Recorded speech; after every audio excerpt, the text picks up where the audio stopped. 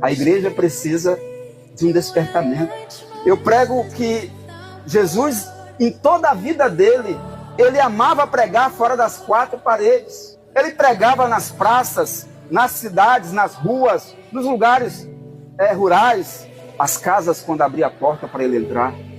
E ele deu para nós essa missão, continuar esta palavra, não somente dentro das quatro paredes. Não, ela tem que sair para fora e anunciar o evangelho do nosso Senhor e Salvador Jesus Cristo.